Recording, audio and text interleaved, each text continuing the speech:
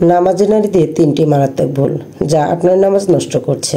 বিস্তারিত সমাধান সহ আসুন একটি সুন্দর বার্তা ছড়িয়ে দেই। এই ভিডিওটি দেখুন, শিখুন এবং অন্যদের সাথেও শেয়ার করুন। বিসমিল্লাহির রহমানির রহিম। আসসালামু আলাইকুম প্রিয় কলেজের মা ও বোনেরা, আশা করি সবাই ভালো আছেন। আলহামদুলিল্লাহ, আমিও ভালো আছি। বরাবরের মতো আজ নতুন আরেকটি ভিডিও নিয়ে আমি শামসুন্নাহার সময় হাজির হয়েছি আপনাদের সামনে। আজ একটি খুবই গুরুত্বপূর্ণ বিষয় নিয়ে আলোচনা করব, যা আপনাদের ভীষণ উপকারে আসবে ইনশাল্লাহ। তাই অনুরোধ করছি ভিডিওটি না টেনে সম্পূর্ণ দেখুন।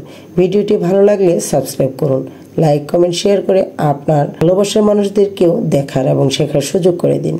প্রিয় মা ও বোনেরা, অনেক সময় আমাদের কিছু ছোট ছোট ভুলের কারণে আমাদের নামাজ আল্লাহর কাছে গ্রহণ হয় না। ভিডিওতে আমরা জানবো নারীদের নামাজের সবচেয়ে মারাত্মক তিনটি ভুল এবং কিভাবে তা ঠিক করবেন কোরআন হাদিসের আলোকে। ভিডিওটি শেষ পর্যন্ত দেখুন এবং আপনার নামাজ নিশ্চিত করুন, শেয়ার করুন যাতে সবাই জানে। প্রিয় মা ও বোন, আপনি কি জানেন আপনার নামাজ সঠিকভাবে হচ্ছে কিনা? আজ আমরা জানবো নারীদের নামাজের সবচেয়ে মারাত্মক তিনটি ভুল যেগুলোর কারণে নামাজ গ্রহণ হয় না।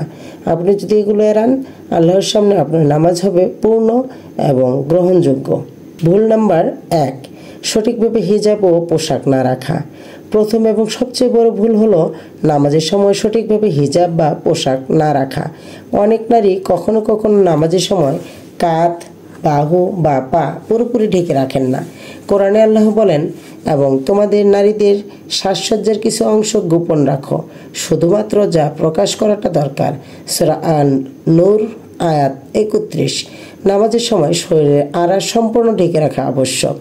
উদাহরণ, যদি জামা ছোট হয়, কোমর বা পা বেরিয়ে থাকে, নামাজ গ্রহণযোগ্য হবে না। হিজাব ঢিলে বা ঠিকভাবে না পড়লে চুল বা ঘাড় দেখা যায়, যা নামাজকে প্রভাবিত করে। নামাজের জন্য দীর্ঘ ঢাকি পোশাক ব্যবহার করুন। হিজাব এমনভাবে পরুন যাতে চুল ও ঘাড় পুরোপুরি ঢাকা থাকে। ধীরে ধীরে পোশাক ঠিক করুন যাতে নামাজের সময় কোনো সমস্যা না হয়। নামাজের আবদান ভুল করা। দ্বিতীয় ভুল হলো নামাজের আবদান বা তাশাহুদ, রুকু, কিয়াম ভুল করা। অনেক নারী জানেন না যে হাত কোথায় রাখতে হবে।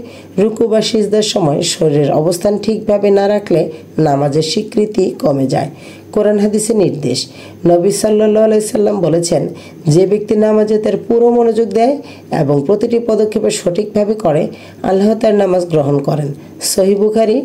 সমাধান, প্রতিটি রুকু ও সিজদা ধীরে এবং সঠিকভাবে করুন।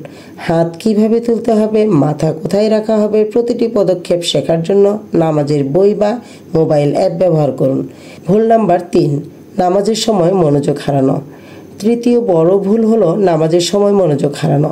অনেক নারী নামাজ পড়ার সময় মন অন্যত্র চলে যায়, ভাবতে থাকে বা হঠাৎ ভেবে ফেলে অন্য কাজ। কোরআন নির্দেশ করে, নিশ্চয়ই নামাজ মুমিনদের উপর নির্দিষ্ট সময়ে ফরজ করা হয়েছে। সূরা আল-বাকারা আয়াত 43। নামাজ হচ্ছে শান্তির উৎস, তাই মনোযোগ হারানো মানে নামাজের ফায়দা কমে যায়। তাহলে সমাধান কি? নামাজের আগে কয়েক মিনিট নীরব থাকুন, কেবল আল্লাহর দিকে মন দিন। ধীরে ধীরে ও উচ্চারণে মন দিন, যেন প্রতিটি শব্দ বোঝা যায়।